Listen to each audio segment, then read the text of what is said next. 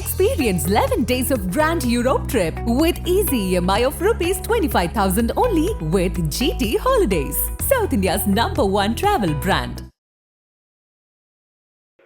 அவ்வளோ பேர் அவர் வளர்த்து விட்டுருக்காரு. அவருடைய குணாதிசயங்களை அவங்க ஒவ்வொருத்தராக சொல்ல மலைப்பாக இருக்குது.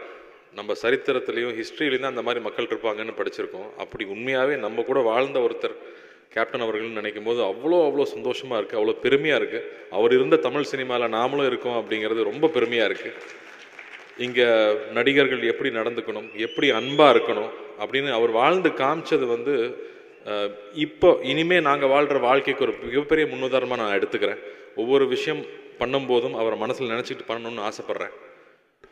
ஒரு மனிதன் முற்றும் அன்போட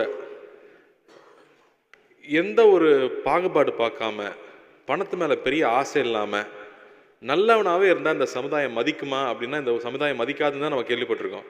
ஆனால் அப்படி ஒருத்தர் இருந்தால் மக்கள் எப்படி கொண்டாடுவாங்கன்னு அவர் வாழ்ந்து காமிச்சிட்டு போயிட்டார் நமக்கு. அதுதான் மிகப்பெரிய உதாரணம். மறுபடியும் மனிதன் மேலேயும் சமுதாயத்து மேலேயும் நம்பிக்கை வர்றது அதில் தான்.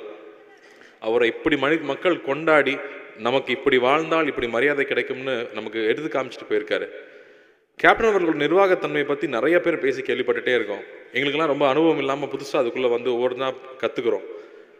ஒரு ஒரு ஒரு நிகழ்ச்சி நடத்தினா எப்படி ஃபுட் ஆர்கனைஸ் பண்ணுறது, எப்படி அவங்களை நல்லபடியாக ரூமில் கொண்டு போய் சேர்க்கறது, நல்லபடியாக அவங்கள ஃப்ளைட் ஏற்றி திருப்பி அனுப்புறதுன்னு 2 ஷோ பண்ணும்போது ஒவ்வொரு நாளும் கேப்டன் அவர்களுடைய எப்படி கவனிச்சிட்டாருன்னு வந்த ஆர்டிஸ்ட்லாம் சொல்லிகிட்டே இருப்பாங்க. அப்போ நம்ம இன்னும் பெட்டராக பண்ணோம், கேப்டன் அளவுக்கு பண்ணணுன்னு எங்களுக்கு ஒரு பெரிய ஒரு பெஞ்ச் மார்க் அவர் செட் பண்ணிட்டார். கேப்டன் அவர்கள் இதுக்கு எங்களுக்கு செட் பண்ணியிருக்க பெஞ்ச் மார்க்கை மீட் பண்ணுறதுக்கு நாங்கள் இன்னும் நிறையா உழைக்கணும்னு எனக்கு தெரியுது. இங்கே எல்லாருமே ஒன்று சேர்ந்து ஒரு நல்ல அன்போடு எல்லாரும் பேசுகிறதே அவருடைய ஆசீர்வாதம்னு நினைக்கிறேன். அவர் ஆசீர்வாதத்தை சீக்கிரம் கட்டிட முடியும்னு நான் நம்புகிறேன். கேப்டன் அவர்கள் அது தராதரம் பார்க்காம பழகியிருக்காரு. இங்கே இருக்கிற சின்ன ஆட்கள்லேருந்து பெரியவங்க வரைக்கும் அவரை பற்றி நல்லது மட்டுமே சொல்கிறாங்க. ஒரு ரூமில் உட்காந்துருந்தாங்கன்னா அங்கே அவரும் தரையில் உட்காந்துருப்பார், கூட டைரக்டர் ப்ரொடியூசர் உட்காந்துருப்பார், அசிஸ்டன்ஸ் உட்காந்துருப்பாங்க. எல்லாரும் ஒரே தளத்தில் உட்கார வச்சு பார்க்கறது என்னால் நான் நினச்சி கூட பார்க்க முடியல. அப்படி ஒருத்தர் எழுந்திருக்க முடியுமாங்கிறது அது ஒரு பெரிய உதாரணமாக நான் எடுத்துக்கிறேன். அவர் வாழ்ந்த வாழ்க்கையை இருந்து பார்க்கும்போது ஒரு தடவை ஈவெண்ட்டை முடிச்சுட்டு ட்ரெயினில் திரும்பி வந்துட்டு இருந்திருக்காங்க மதுரையிலேருந்து. வந்ததுக்கப்புறம் தான் தெரிஞ்சிருக்கு யாருமே சாப்பிடலன்னு. ட்ரெயினை நிப்பாட்டுன்னு சொல்லி நிப்பாட்டி 1/2 hour எல்லாருக்கும் பரோட்டாலேருந்து பிரியாணி வந்திருக்கு. எப்படி அவர் அந்த 1/2 hour ஆர்கனைஸ் பண்ணியிருப்பாருன்னு இப்போவும் நான் யோசிச்சு பார்க்குறேன். ட்ரெயினில் இருக்கிற அத்தனை பேருக்கு எப்படி இந்த சாப்பாடு எங்கேருந்து வரும்? ரசிகர் மன்றத்திட்ட சொன்னாரா, எங்கே சொன்னார், எந்த கடையில் சாப்பாடு வாங்கிட்டு வந்தாங்க? அவ்வளோ ஆச்சரியமாக இருக்குது எப்படி அதை அவர் பண்ணாருன்னு. அப்போ அதுக்கு எவ்வளோ முக்கியத்துவம் கொடுத்துருக்காரு. அவர் ஒரு தடவை காயப்பட்டிருக்காரு. அந்த மாதிரி யாருமே காயப்படக்கூடாதுன்னு நினைக்கிறது எவ்வளோ பெரிய மனசு. கேப்டன் அவர்களுடைய நினைவை இங்கே நம்ம எல்லாரும் சேர்ந்து அவரை கொண்டாடிக்கிட்டு இருக்கோம் அப்படிங்கிறது எங்களுக்கு ஒரு பெரிய பாக்கியமாக நான் நினைக்கிறேன். நடிகர் சங்கத்தில் அவர் இறக்கும்போது நாங்கள் நிர்வாகிகள் ஊரில் இல்லாமல் போனது மிகப்பெரிய வருத்தம்.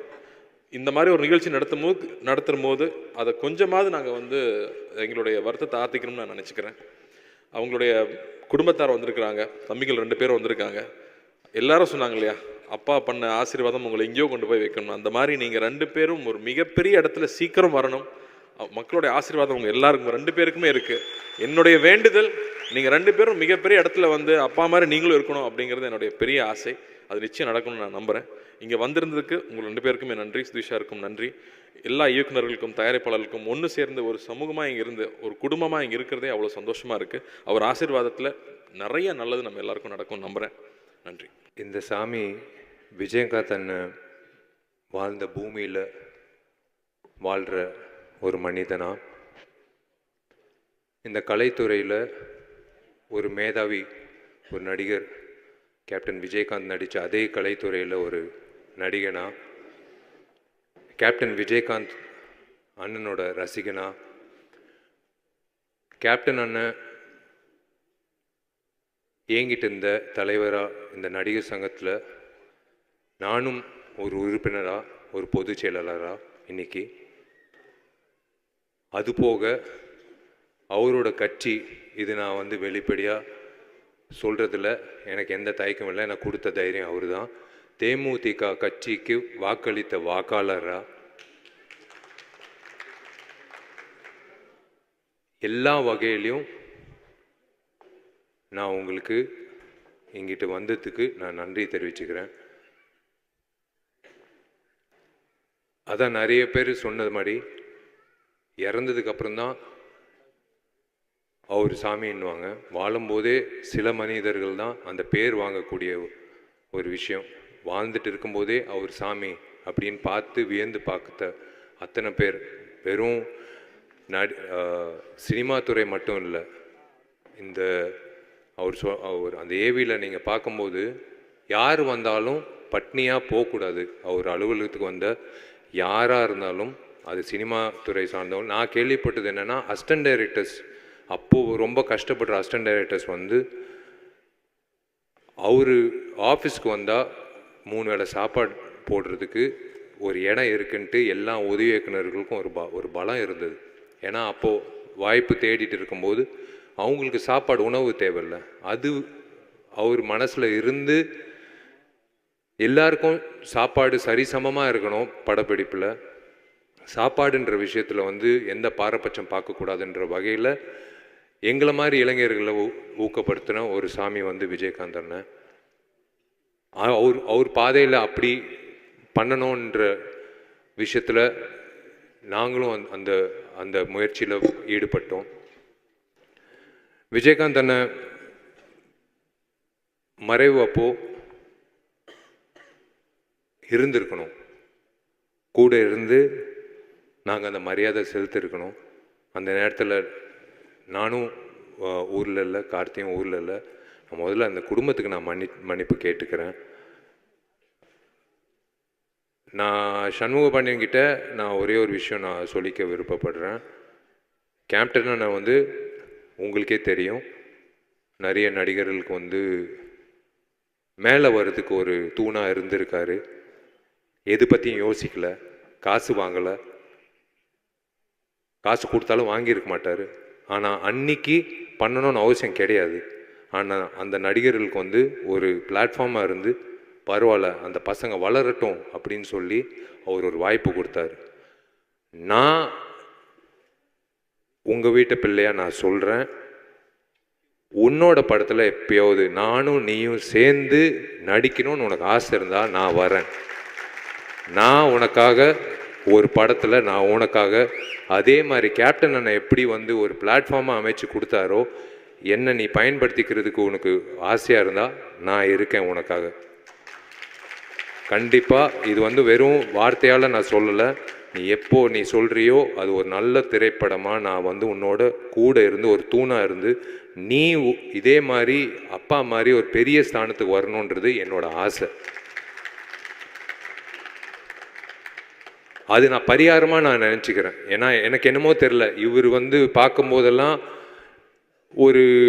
ஒரு விஷயம் தோணும். அது உங்களுக்கும் இருக்கும், உங்கள் குடும்பத்துக்கும் இருக்கும். தைரியம், எதை பற்றியும் யோசிக்க மாட்டார். தைரியமாக இங்கிட்ட இருக்கிறது தான் பேசுகிறது, எண்ணம் போல் வாழ்க்கை. இங்கிட்ட இருக்கிறது வந்து அப்படியே வந்துடும், ஃபில்டரே இல்லை. அவர் என்ன, இப்போ நான் ஒரு வாட்டி உங்கள் வீட்டுக்கு வந்தேன், வந்து அண்ணனை சந்திக்கும் போது பிரேமலதா அம்மா ஒரு விஷயம் சொன்னாங்க. உங்களுக்கு ஒன்று தெரியுமா, அந்த பத்திரத்தை கொண்டு வரும்போது முதல்ல லாக்கர்லேருந்து உன் நகையெல்லாம் முதல்ல எடுத்துரு, இந்த பத்திரத்தை வைக்கணும் அப்படின்னு சொன்னாராம். ஏன் நகை கூட வந்து அவருக்கு ஒரு மிகப்பெரிய ஒரு விஷயமா தெரியல.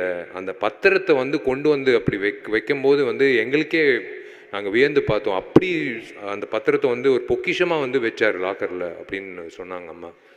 அதுதான் வந்து அந்த மேதாவி. அதுதான் சொல்கிறேனே, இன்னைக்கு இருக்கிற கூட்டம் மட்டும் இல்லை, எப்போ அவரோட ஃபோட்டோ இருந்தாலும் இல்லாட்டியும் எல்லார் மனசுலையும் இருக்கக்கூடிய ஒரு நபர் வந்து விஜயகாந்த் அண்ணன். எல்லார் மனசுலையும் உண்மையிலே மன்சூர் அலிகான் அண்ணன் எல்லாரும் சொன்ன மாதிரி, பேரரசு சார் சொன்ன மாதிரி, இந்த தமிழ்நாடு வந்து ஒரு தலைவனை வந்து நம்ம மிஸ் பண்ணுறோம். ஒரு தமிழ்நாட்டில் ஒரு தலைவனை மிஸ் பண்ணுறோம். கேப்டன் அண்ணன் வந்து இந்த நடிகர் சங்கத்தை எப்படி மீட்டு எல்லோரையும் ஒரே குடும்பம் அப்படின்னு நம்பி கொண்டு வந்து அந்த ஒரே உணர்வோட, ஏன் எல்லாரும் இப்படி மனசார பேசுகிறாங்கன்னா, அவர் அப்படி எல்லாரும் பார்த்ததுனால தான். சும்மா வந்து பேசணும்னு அவசியமே கிடையாது. இங்கிட்ட இருக்கிற அத்தனை பேர் வாய்ப்பு கொடுத்து பேசணும், அத்தனை பேர் வந்து மனசார பேசுகிற காரணம் வந்து அவர் அப்படி வந்து அவரை பார்த்துக்கிட்டாங்க. ஒரு தம்பியா, எல்லாரையும் ஒரு சரிசமாக பார்க்குற நபர்கள் நம்ம சினிமாவில் வந்து பார்க்க முடியாது. நான் ஓப்பனாக சொல்கிறேன், ஈகோன்ற விஷயம் எல்லாருக்கும் இருக்கும். ஆனால் ஈகோ இல்லாத மனிதர்கள் ரொம்ப ரொம்ப குறைவு சினிமாவில். அதில் ஒரு முன் உதாரணமாக இருக்கிறவர் வந்து கேப்டன் விஜயகாந்த். அவரோட போக்கு, அவர் வந்து எந்த தயாரிப்பாளரும் நஷ்டம் அடையக்கூடாது. 54 இயக்குனர்கள், புதுமுக இயக்குனர்கள், அதுவும் டிஎஃப்டி இயக்குனர்கள் வந்து அறிமுகப்படுத்தின ஒரே எனக்கு தெரிஞ்ச உலக நாயகன் வந்து கேப்டன் விஜயகாந்த் தான். 54 பேர் யார் வந்து கொடுப்பாங்க வாய்ப்பு? நீங்கள் சொல்லுங்கள். இன்றைக்கி இருக்கிற காலகட்டத்தில் ஒரு புதுமுக இயக்குனர் வந்து அலுவலகத்துக்கு வர்றதுக்கே வந்து யோசிப்பாங்க.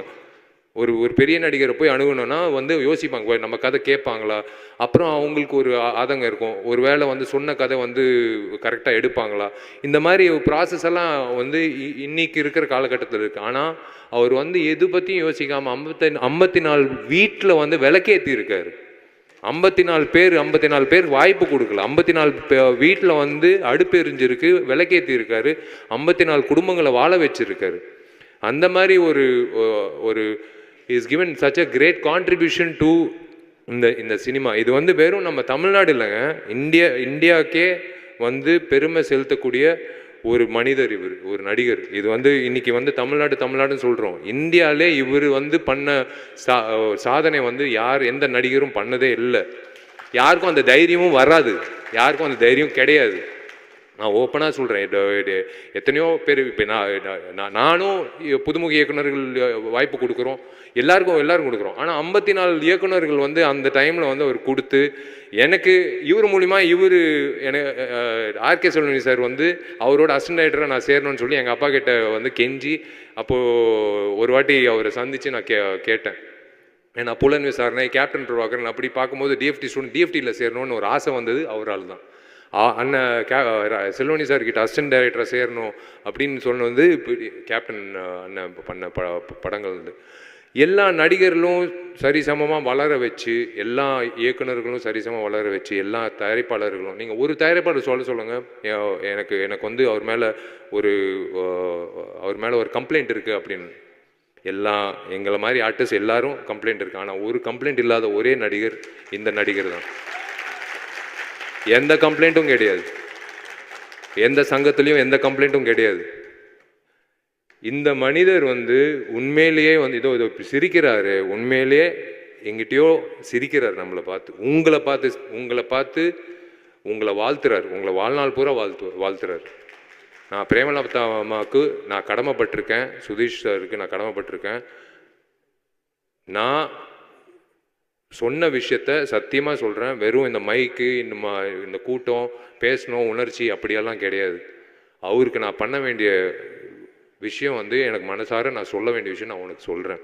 நீ எப்போ சொல்கிறியோ ஒரு நல்ல ஒரு அமைப்பாக, ஒரு நல்ல ஒரு திரைப்படமாக இந்த திரை உலகத்துக்கு காட்டுவோம். அதுதான் வந்து இந்த மனிதருக்கு நான் வந்து கொடுக்கக்கூடிய எனக்கு நான் வந்து என்னால் முடிஞ்ச அளவுக்கு நான் அர்ப்பணிக்கிற ஒரு விஷயம். ரொம்ப ரொம்ப சந்தோஷமாக இருக்குன்னு ஏன் சொல்கிறேன்னா, இவர் சிரிக்கிறாரு. இந்த நேரத்தில் வந்து இவரை பற்றி இத்தனை பேர் வந்து பேசி, இத்தனை தயாரிப்பாளர் சங்கம், இயக்குநர்கள் சங்கம், எல்லாம் விவசாயிகள் சங்கம், இவங்கெல்லாம் வரணும்னு அவசியமே கிடையாது. நான் கூப்பிட்ட உடனே வந்ததுக்கு காரணம் வந்து இது சும்மா ஒரு கட்டளைக்காக நாங்கள் வர சொல்லணும் அது அப்படின்லாம் இல்லை. உங்கள் அப்பாக்காக தான் வந்தாங்க. நாங்கள் கூப்பிட்டதுனால இல்லை, உங்கள் அப்பாவோட ஃபோட்டோ வச்சு நாங்கள் கீழே போட்டோம் நடிகர் சங்கம் உங்களை அழைக்கிறது. ஆனால் கீழே நடிகர் சங்கம் பார்க்கல, ஏன்னா அவர் தான் உருவாக்குனார் நடிகர் சங்கம். மேலே இருக்கிற அந்த ஃபோட்டோ பார்த்து தான் எல்லோரும் வந்திருக்காங்க. ஸோ அந்த வகையில் வந்து கண்டிப்பாக இந்த சாமி வந்து மேற்கொண்டு இந்த கலைத்துறைக்கும் சரி, மக்களுக்கும் சரி, உங்கள் சார்பாக வந்து கண்டிப்பாக வந்து அந்த நற்பணிகள், அந்த நல் திட்டங்கள், நல்ல விஷயங்கள் மேற்கொண்டு நடக்கும்ன்றது நான் நம்புகிறேன். நீங்கள் எல்லோரும் நல்லா இருக்கணும், நீங்கள் 2 பேரும் நல்லா இருக்கணும். அம்மா ஆரோக்கியத்தை பார்த்துக்கோங்க. சுதீஷ் சார் பக்கபலமாக இருக்கார். I am always there for you. God bless you மா.